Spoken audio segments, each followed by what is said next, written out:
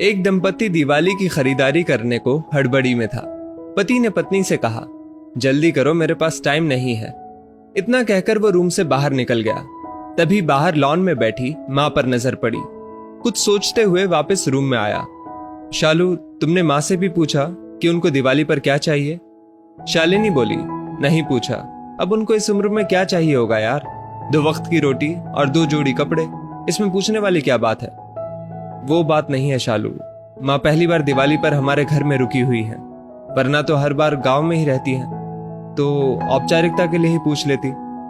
अरे इतना ही माँ पर प्यार उमड़ रहा है तो खुद क्यों नहीं पूछ लेते? झल्ला कर चीखी थी शालू और कंधे पर हैंडबैग लटकाते हुए तेजी से बाहर निकल गई।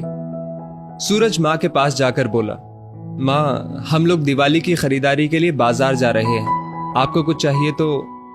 माँ बीच में ही बोल पड़ी, मुझे कुछ नहीं चाहिए बेटा। सोच लो माँ, अगर कुछ चाहिए तो बता दीजिए। सूरज के बहुत जोर देने पर माँ बोली, ठीक है तुम रुको, मैं लिख कर देती हूँ, तुम्हें और बहू को बहुत खरीदारी करनी है, कहीं भूल ना जाओ।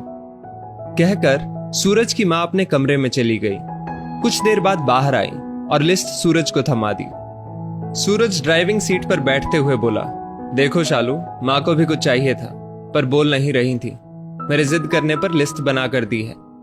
इंसान जब तक जिंदा रहता है रोटी और कपड़े के अलावा भी बहुत कुछ चाहिए होता है। अच्छा बाबा ठीक है, पर पहले मैं अपनी जरूरत का सारा सामान लूंगी, बाद में आप अपनी माँ की लिस्ट देखते रहना। कहकर कार से बाहर निकल गई। पूरी खरीदारी करने के बाद शालिनी बोली, अब मैं बहुत थक गई हूँ, मैं कार में एसी चालू करके बैठती हूँ, आप माँ जी का सामान देख लो। अरे शालू तुम भी रुको, फिर साथ चलते हैं, मुझे भी जल्दी है, देखता हूं माँ ने इस दिवाली क्या मंगवाया है। कहकर माँ की लिखी पर्ची जेब से निकालता है। बाप रे, इतनी लंबी लिस्ट, पता नहीं क्या क्या मंगवाया होगा। सूरज ने कहा, जरूर अपने गांव वाले छोटे बेटे के परिवार के लिए बहुत सारा सामान मंगवाया होगा, और बनो श्रवण कुमार। कहते हुए शालिनी गुस्से से सूरज की ओर देखने लगी, पर ये क्या?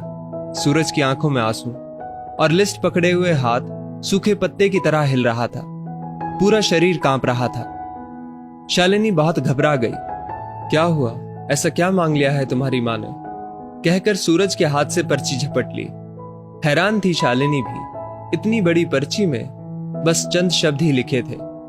पर्ची में लिखा था, बेटा सूरज, मुझे दिवाली पर तो क्या, किसी भी अवसर पर कुछ नहीं चाहिए, फिर भी तुम जिद कर रहे हो तो तुम्हारे शहर की किसी दुकान में अगर मिल जाए तो फुर्सत के कुछ पल मेरे लिए लेते आना। ढलती सांझ हुई अब मैं। सूरज, मुझे गहराते अंधियारे से डर लगने लगा है, बहुत डर लगता है पल पल मेरी तरफ बढ़ रही मौत को देखकर। जानती हूं इसे टाला नहीं जा सकता, ये शाश्वत सत्य है, पर अकेलेपन से बहुत घबराहट होती है सूरज। तो जब तक तुम्हारे घर पर हूं, कुछ पल बैठा कर मेरे पास, कुछ देर के लिए ही सही, बांट लिया कर मेरे बुढ़ापे का अकेलापन। बिन दीप जलाए ही रोशन हो जाएगी मेरे जीवन की सांझ। कितने साल हो गए बेटा तुझे स्पर्श नहीं किया, एक बार फिर से आ, मेरी गोद में सिर रख और मैं ममता भरी हथेली से सहलाऊं तेरे सिर को। एक बार फिर से इतराए मेरा हृदय मेरे अपनों को करीब, बहुत करीब पाकर, और मुस्कुरा कर मिलूं मौत के गले। क्या पता अगली दिवाली तक रहूं ना रहूं। पर्ची की आखिरी लाइन पढ़ते पढ़ते शालिनी फपक फपक कर रो पड़ी। ऐसी ही होती है मां। दोस्तों, अपने घर के उन विशाल हृदय वाले लोग जिनको आप बूढ़े और बुढ़िया की श्रेणी में रखते हैं, वो आपके जीवन के कल्पतरु हैं। उनका यथोचित सम्मान और देखभाल करें।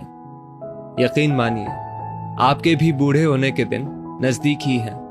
उसकी तैयारी आज से कर लें। इसमें कोई शक नहीं कि आपके अच्छे बुरे कृत्य देर सवेर आप ही के पास लौट कर आने हैं। यदि इस वीडियो ने आपका दिल छू लिया हो तो इसे लाइक शेयर अवश्य करें, और ऐसी ही बेहतरीन वीडियोस के लिए हमारा पेज जरूर फॉलो करें। धन्यवाद।